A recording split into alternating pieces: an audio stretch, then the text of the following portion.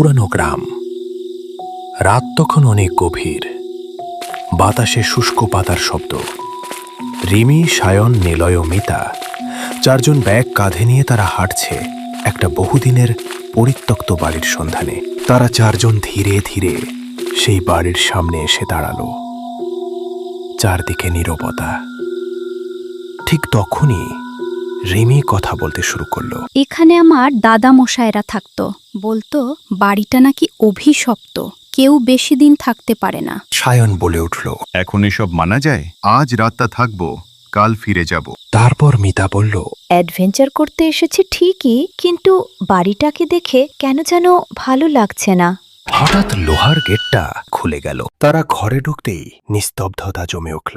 চারদিকে তীক্ষ্ণ দৃষ্টি ছড়ে সবকিছু খুঁটিয়ে দেখল তারা। তারপর কোনো কথা না বলে চারজন ধীরে সিঁড়ি বেয়ে উপরে উঠতে শুরু করল। তারা ঘরের ভেতরে ঢুকে দেখল ঘরগুলো অন্ধকার। কোণে রাখা বিছানা আসবাবপত্র ধুলোয় ঢাকা, যেন বহুদিন কেউ সেখানে আসেনি। নিলয় বলে উঠল, ঘরের সবকিছু আগে ঠিকঠাক করে নিতে হবে, তারপরই এখানে থাকা যাবে। হঠাৎ রিমির চোখ আটকে গেল দেয়ালের কোণে ঝুলে থাকা পুরনো ফ্রেমটায়। এক কিশোরী মেয়ের ছবি, দীর্ঘ চুল, দূরের দিকে তাকানো চোখে অদ্ভুত এক নরম বিষণ্ণতা, যেন বহুদিনের কোনো না বলা গল্প। রিমি বলল, এই মেয়েটা কে? খুব পরিচিত লাগছে। নিলয় ফ্রেমটা দেখে বলল, নাম লেখা নেই, হয়তো বাড়িরই কেউ ছিল। হঠাৎ মনে হলো যেন ছবিটা নড়ে উঠল। ওটা দেখেই রিমি যেন মুহূর্তে জমে গেল। প্রচণ্ড ভয়ে তার শ্বাসও আটকে এলো। তোর আবার কি হলো? এমন আচরণ করছিস যেন ভূত দেখেছিস।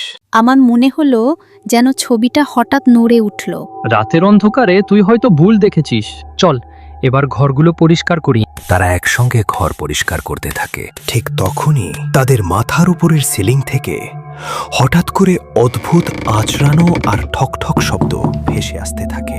চারজনই সেই শব্দটি স্পষ্টভাবে শুনতে পায় এবং ভয়ের সঙ্গে নিজেদের মধ্যে ফিসফিস করে আলোচনা করতে থাকে। তারপর মিতা বলল, ওটা কিসের আওয়াজ? তোরা সবাই শুনেছিস? এমন ভয়ঙ্কর শব্দ, যেন কেউ ধীরে ধীরে হেঁটে বেড়াচ্ছে। সম্ভবত অনেক দিন ধরে এখানে কেউ না থাকায় ইঁদুর বাসা বেঁধেছে, তাই এমন আওয়াজ শোনা যাচ্ছে। চারজন সাবধানে উপরের ঘরের দরজার সামনে গিয়ে দাঁড়ায়। ঠিক তখনই দরজাটা আপনা আপনি খুলে যায় আর ভেতর থেকে কালো ঘন ধোঁয়া ধীরে ধীরে বের হতে থাকে। চারপাশ নিস্তব্ধ হয়ে যায়।